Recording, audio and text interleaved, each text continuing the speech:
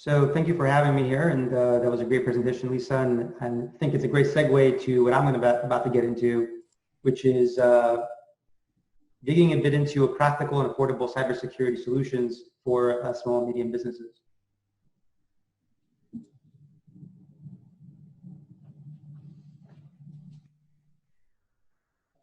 So jumping right in, see new headlines every single day. So we're all familiar with the headlines, and these headlines can really make us numb to the fact that it seems like no matter what we do, we don't have a chance against the attacks that are happening. And the small businesses definitely are might be feeling the fact that, well, these big companies can't really protect themselves. Then we don't stand a chance. But the reality is, and what we're going to talk about a little bit today, is that small businesses actually have an advantage when it comes to protecting themselves. They don't have the complexity and the complications that come along with running a massive operation with tens of thousands of employees. And I think there's a lot to take away from that. And our solutions that we're going to talk about today, and our focus today, is on the SMB market, is on companies that are smaller and maybe have 10 to a few hundred employees to worry about and secure those smaller networks. And there's definitely a great advantage there, and we'll get to that in a minute. So because of all the attacks, the security vendors have not been sitting still, right? This is just some of the products in the market today that are advertised as being able to help secure your infrastructure. And all these products are in different categories, as you can see, and that's really been the nature of the cybersecurity industry for the past few decades. As new threats arise, new solutions are provided to fix that particular threat.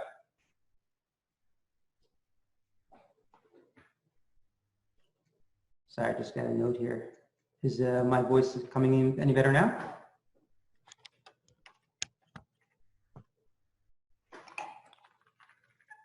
A little bit, Daniel. You were just a little low. I had a few people telling me that. Okay, no problem. Is it any? Let me know. Let me know if I gotta adjust my volume here a little bit. Yeah, but you sound better now. Perfect. Thank you. Thank you. So that's really how it's been, right? The solutions are evolving as new threats arise. More and more vendors come into the market and try to solve those particular pain points.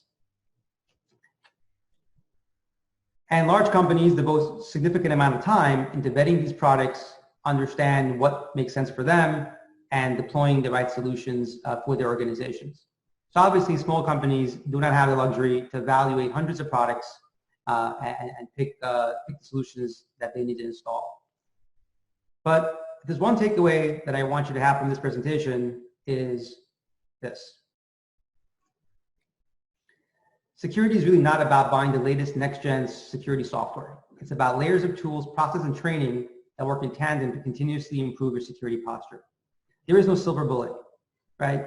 You can't buy your way out of this by buying a bunch of different tools and hiring a bunch of people to try to install them. It's really a layered approach. That's really what our solution is all about, and that's what we're going to get into today. So first and foremost, we want to spend a few minutes to demystify cybersecurity. I think it's a topic that sometimes gets underappreciated, but just cybersecurity is really just like any other business risk. We face risk in everything that we do throughout our day and life, in personal life and in business. And really, before we start looking for a solution for that particular problem or that risk, we need to understand what those risks are and minimize it like we minimize every other risk we have in our business. For example, a pandemic, right? This is just like any other risk that might occur. And cybersecurity is no different. So let's talk for a few minutes about what are the major risks that we face from a cybersecurity perspective in a small business. So we start off with monetary loss, right? A cybersecurity attack can definitely cause you monetary loss, and that can come in the form of losing customers, possible downtime that can occur because of that particular attack, and reputation damage is something that we're seeing a lot more of, especially on the small businesses, right? If your organization has some sort of breach, let's say a phishing attack, and you get compromised, and now the attackers are using your email address to email your customers and your vendors, that puts a significant reputation damage, which in some ways, small businesses have a harder time recovering from that. You lose a couple of customers because of that damage, and that could be a significant monetary loss. Large companies, they have enough reputation credibility they can maybe get past some of those things. And of course, regulatory fines. Lisa alluded to some of this in our presentation. I think it's definitely worthwhile to talk about that. That is definitely one of the top risks, especially if you are in a regulated industry that has those HIPAA or FINRA requirements. But now, as Lisa pointed out, with the SHIELD Act, really all but small businesses, most small businesses in New York at least, have those regulatory fines to worry about. So now that we understand the risk, let's drill down a little bit into what are the threats that relate to these risks. So the top threats facing SMB today, really, that we see in the wild is ransomware, which is really a specific form of malware. We've all heard about ransomware, and the general gist of it is where a specific piece of malware that encrypts your files and causes you to lose access to your critical business data. So basically stops you in your tracks from working. And I can tell you from experience that we work with a lot of our customers, ransomware can be a very nasty thing if it's something that you do encounter. It can cause significant amounts of downtime if you're not prepared for it. So with ransomware, you definitely want to avoid it at all costs. Credential compromise. So this is a general risk factor that can come in many shapes and sizes. But the general gist of credential compromise is an attacker or bad actor getting a password they shouldn't have access to, and then using that password to cause all sorts of harm. And the way that usually happens, again, in today's world, is phishing attacks. So that's when you get an email and you click on a link and you provide the attacker with your username and password, and password reuse. So this is a pretty common situation that's happening right now because people have lots of websites they log into, lots of applications that they might use for personal use, for business use, and they're inclined to use the same password on multiple websites. And because a lot of breaches have occurred, there's a lot of passwords lists running around the internet, and the attackers could basically use a password that was gleaned from one attack to try it someplace else. So for example, if you use the same password on your Facebook account, the attacker gets that and uses it to try to access your Twitter account. And if you happen to use the same password on your Gmail account, and have to have access to all those different websites. So that's quite common as well. The next item that people don't think too much about, but it's a huge risk for SMB, is obviously the insider threat. So this is where you have a possibly disgruntled employee, or maybe an employee that you laid off or you fired, that you forgot to offboard properly, so they still have access to maybe to their email or some other company assets. They can kind of use that to do some things that might cause harm to your business. And of course, lastly, data loss, right? Anything that can cause data loss, that could be a natural disaster, or that could be something to do with ransomware or malware, or just physical hardware failure, right? Server fails, hard drives fail, computers fail, and they can cause data loss. So really, these are the top threats that we're concerned about, right? So that we want to mitigate the risks to these things. So now that we kind of spoke a little bit about the risks and the threats, let's talk about managing the risk. And the reality is, this is not new information. Experts have been telling us for years what we need to do to protect our networks, our computers, from most of these attacks. And with a little bit of effort, this can be accomplished. But as you can see, there's a whole variety of tools that are required to make this happen, and processes that are required to be vigilant about this. That's why it can get a little bit tricky. So first of all, in order to protect our assets, we need to first know what assets we have to protect. So having some sort of list of all the servers, your workstations, your laptops, your desktops, so to understand what it is that you need to protect is an important part of the process. It's actually the first part of the process. So using some sort of asset management, and it could be as simple as an Excel document if that's what you want to use. Obviously, there are more elaborate products that allow for this, but obviously make sure if you have an IT department or an IT company that you're using, there is some sort of asset tracking of where all your assets are, and that you can track what's happening with them. And patching again. This really cannot be understated here. As Lisa alluded to this as well, it is extremely, extremely important. And if you look at these headlines that we see quite a bit out there, 9 out of 10 times, when you dig into why that breach occurred, it's usually because some system wasn't patched appropriately. The reason why this is difficult in a larger enterprise is because the complexities that they have. In a smaller business, patching is actually fairly straightforward.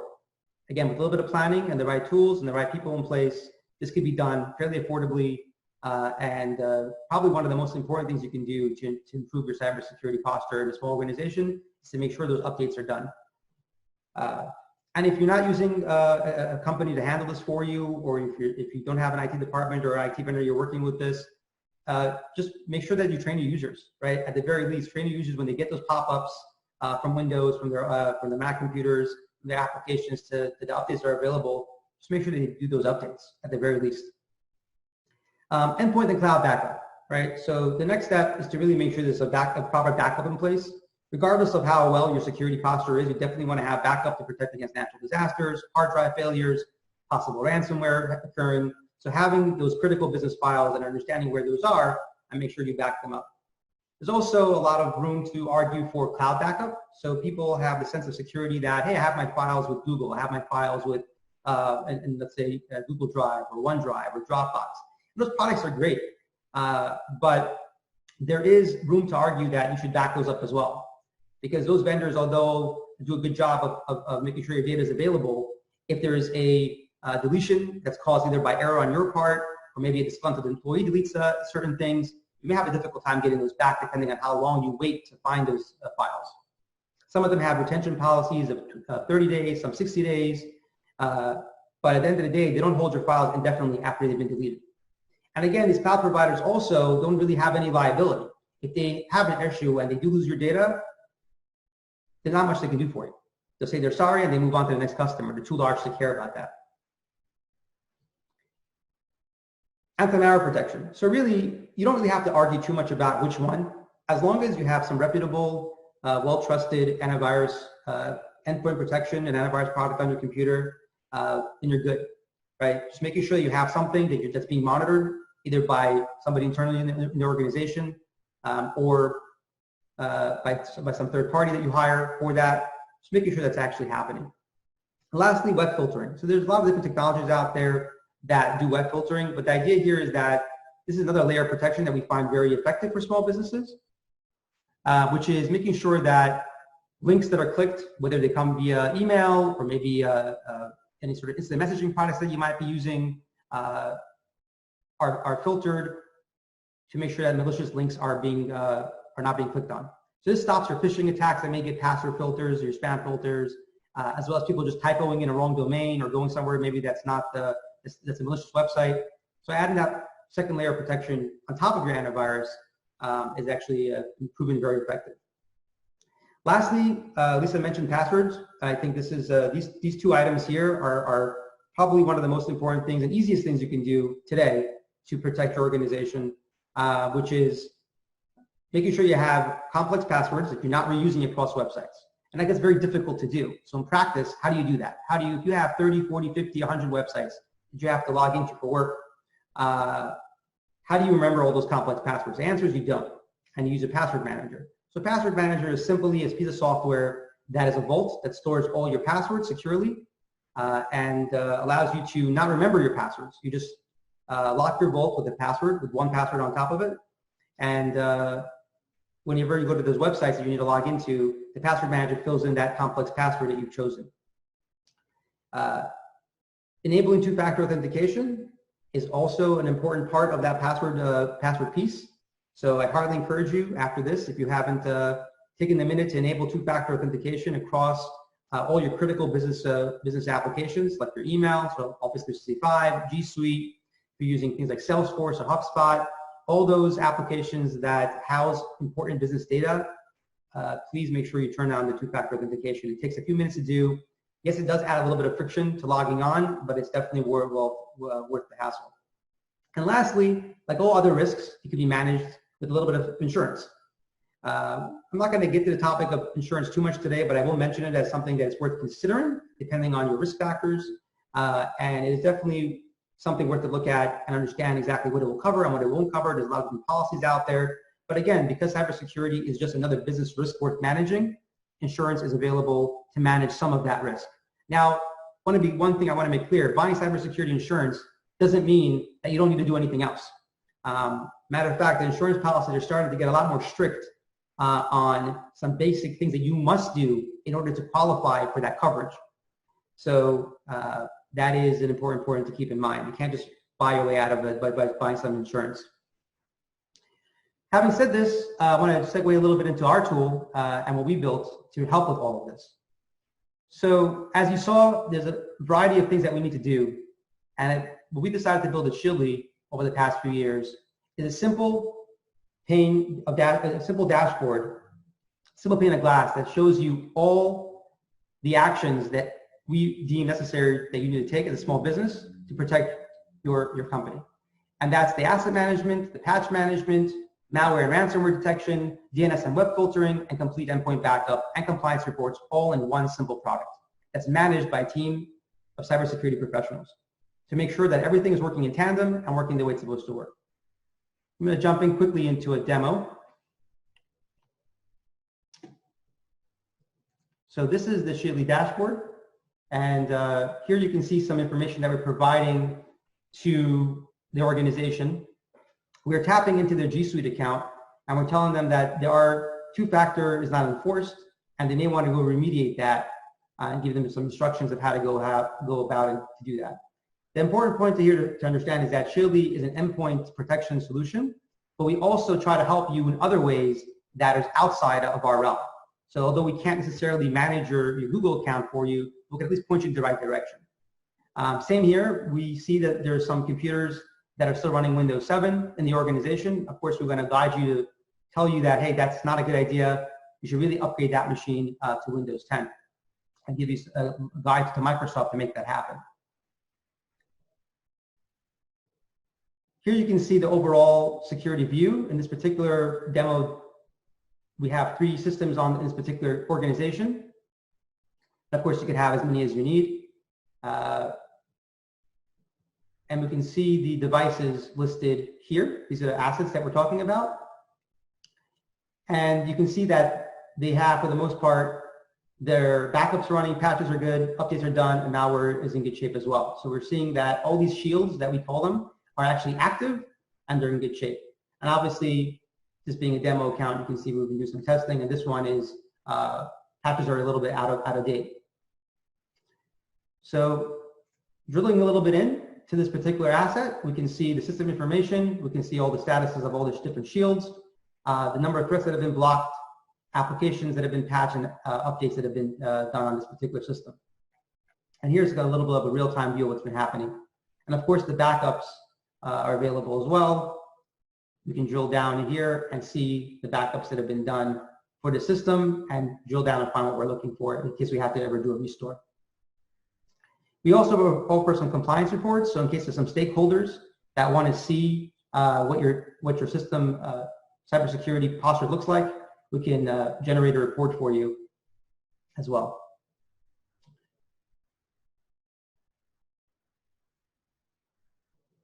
Shieldly is really affordable. We're currently offering a promotion. If anybody's interested, we're offering 2 free months of the product. Then after that, it's $25 per user per month. But if anybody's interested, please check out our website. It's shieldly.com, and you can take advantage of that. I think West Telecom is sending out a link as well to the promotion.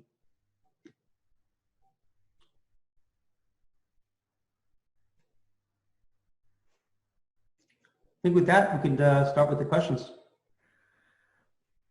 Folks, if you have any questions, you can place them over in the chat box, which can be found at the bottom of your screen.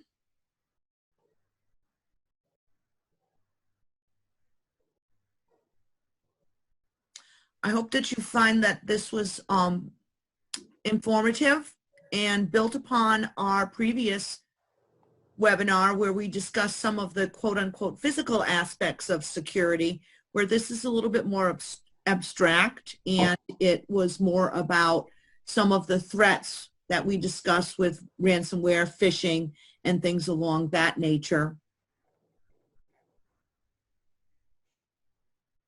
Daniel or Lisa, do you have anything that you would like to add?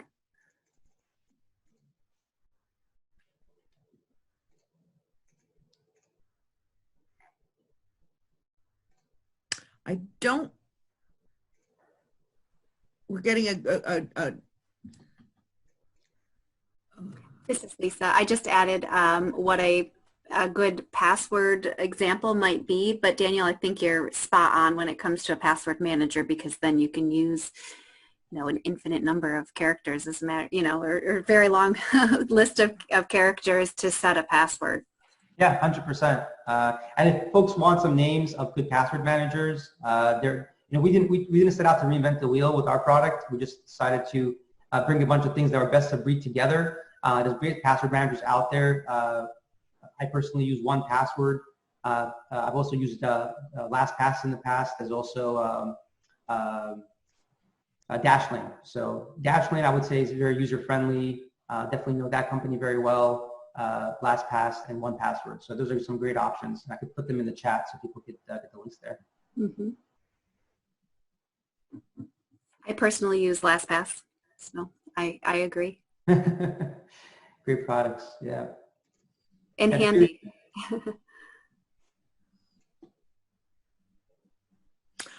I would like to take this opportunity to thank everyone for attending the second webinar in our series.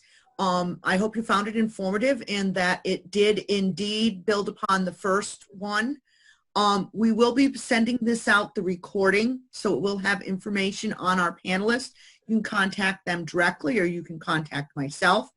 We are going to be doing the third in this series of securing your home office. And next week, we're going to be inviting one of our partners, our other partners, Twin State, and they are going to do a very informative and demonstration on the dark web. I know people hear about the dark web. I know to numerous people, most everyone, it's actually still a huge mystery, where everyone thinks that it's the hotbed of criminal activity, and pretty much you can rest assured that it is. But what we want to do here is kind of take what we've done in the last two webinars and show you where basically your information ends up when you are hacked or ransomware, or you're not taking some of the tips that we are giving when it comes to phishing emails and things like that. That's kind of what we want to drive home, is that when people are in the office, it's a little bit easier to keep policies in place, keep antivirus programs like Shieldly updated and things like that. But it gets messy when you move people out in their working at home, they're working on their own personal PCs, things of that nature. So we're just hoping that this webinar series is basically being informative and letting folks know that there are many, many resources out there, and West Telecom is one of your partners with your business, your enterprise, and we have a wealth of partners that we can help to ensure that we can provide a total solution so that you have end-to-end security, because that is what is very important, because as Daniel did talk about with cyber insurance, that is a big thing. We had talked about that at our live webinar. We actually made that part of that whole seminar. That's another whole thing that needs to be talked about, and to ensure that you have, because believe you me, ransomware attacks, phishing attacks, it's happening all the time. You don't really hear about it anymore because of COVID, but it is happening. Again, we will have another webinar next week, same time, and it will be about the dark web, basically demystifying it a little bit for folks and giving you an idea of where your info does land out there on the dark web. With that, I would love to have any last comments from, parting comments from Daniel and Lisa on basically how their take on cybersecurity, and we'll let everyone go in the manage of time. Well, I just want to say thank you, West Telecom and Jill and Deidre and everyone for putting together this webinar. It was a pleasure to be here, and we're always available for questions. We're a local company. We're local people. As Jill mentioned, you've seen us maybe in person, But feel free to pick up the phone and give us a call. We're happy to direct you if we don't have the answer for you. But anyway, don't go it alone. We're all in this together, as they say these days. Yeah, and I'll just echo what Lisa just said. Yeah, we're here as well for you, and stay safe, and definitely use this time to, if you have some, what I tell our customers, you have this free commute time now, maybe use it to improve your cybersecurity training for your employees. Give everybody 10 or 15 minutes to make sure they brush up on these things, and deploy 2FA, deploy password managers, and make sure that you take this stuff seriously, because the bad guys are not sitting still. They need to make a living too, and they're definitely out there doing whatever they have to do to attack businesses of all shapes and sizes right now. And I do want to make sure that all the attendees know that they will be receiving a copy of this recording. We can include the recording from the first week too, so that you kind of have basically like a book of information that you can share with your employees, which is probably very timely. You might not all be getting together in an office space, but as we know, you might have a little bit more time on your hands. So maybe it'd be good if you had your other employees, pass this around, not even employees, family members. This is very timely for anyone who basically uses a computer. So feel free to pass this information along, and enjoy the rest of your day, everyone. Thank you. Thank you.